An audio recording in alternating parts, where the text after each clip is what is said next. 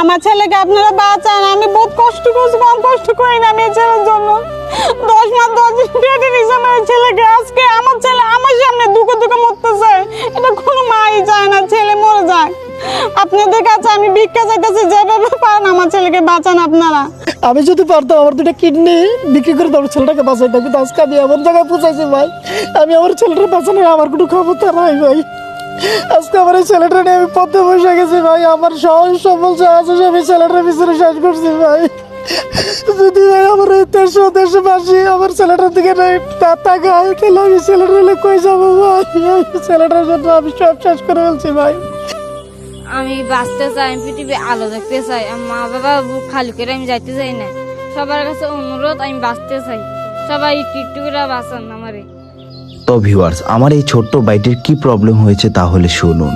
ছোটবেলা থেকে এই ভাইটির মূত্রনালীতে প্রবলেম হয়েছে, যার কারণে প্রস্রাব করতে প্রচুর পরিমাণে সমস্যা হয়। চিকিৎসা করতে করতে আজ এই ভাইটির 13 বছর চলছে। বাংলাদেশে বড় বড় হসপিটালে এই ভাইটিকে নিয়ে অপারেশন করিয়েছে, কিন্তু ডাক্তার বলল যে আরেকটি অপারেশন করাতে হবে। এই অপারেশনটা যদি না করান ধীরে ধীরে আপনার ছেলের 2টি কিডনি ড্যামেজ হয়ে যাবে, আর এই অপারেশনটি করাতে হবে মাত্র 1 মাসের মধ্যে।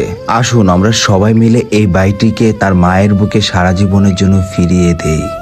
এই পর্যন্ত আমি তার 9 বার অপারেশন করি। এই পর্যন্ত 9 বার অপারেশন করে এখানে প্রত্যেকটা ডকুমেন্টস আমার আছে। 9 বার অপারেশন করার পরে লাস্ট যে অপারেশন করে ওনারা আমাকে আশ্বাস দিয়েছিল যে আপনি এত টাকা খরচ করলে আপনার ছেলে সুস্থ হয়ে যাবে। তো আমি এত টাকা সংগ্রহ করে নিয়ে যাই, কিন্তু এলাকাবাসী আমার পাশে দ্বারা আমি তাকে নিয়ে যাই। নিয়ে যাওয়ার পর এবারও সাকসেস হয় নাই। কেন হয় নাই?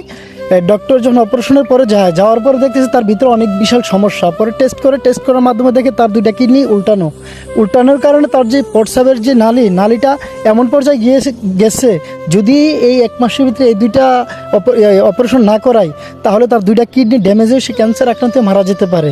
তো এই জন্য আমি প্রতিনিয়ত এই যে ওষুধ, একটা ইঞ্জেকশন 600 টাকা করে, প্রতিদিন 2টা ইঞ্জেকশন দেওয়া লাগে। 2টা ইঞ্জেকশন দিতে গিয়ে আপনার 1200 টাকা, আর একজন নার্স আসছে আমার বাসায়, নার্সকে দিতে হয় 300 টাকা। তার মানে প্রতিদিন ওর পিছনে আমার 1500 টাকা খরচ হচ্ছে। কিন্তু আমি দৈনন্দিন যে রোজগার করি, রোজগার দেওয়ার আমার দ্বারা সম্ভব না। আমার যা ছিল সম্পূর্ণ আমি নিঃস্ব হয়ে গেছি এই ছেলেটার পিছনে খুব ব্যবহার করতে করতে, কিন্তু এখন আমার আর কোনো সম্ভব নাই। তো আমি দেখেন, আপনাদেরও তো সন্তান আছে বা আপনাদেরও তো মা বাবা আছে।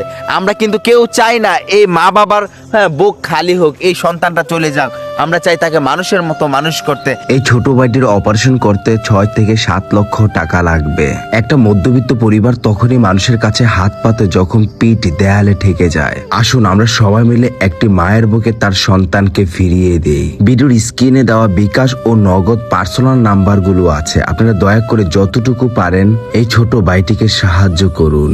আমাদের 1000 টাকার দরকার নেই, আপনারা যদি একজন 1 টাকা করে দেন, 1000 জন 1000 টাকা হয়ে যাবে।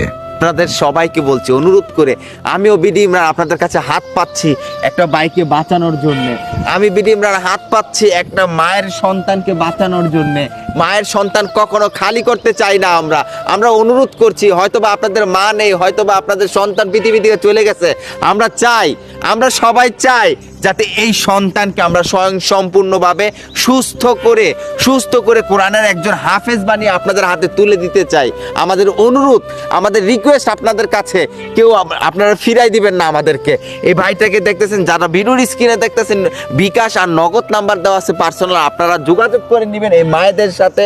বেশি টাকা চাচ্ছি না, আমাদেরকে 10টা টাকা করে দেন, আমরা বাঁচাতে চাই তাকে। এই এলাকার যত মসজিদ আছে এবং যত মানুষ আছে কিন্তু এই ভাইটির পাশে ছিল, কিন্তু শেষ নিঃশ্বাসে আর একটা মানুষের দরজায় কয়বার যাওয়া যায় বলেন তো?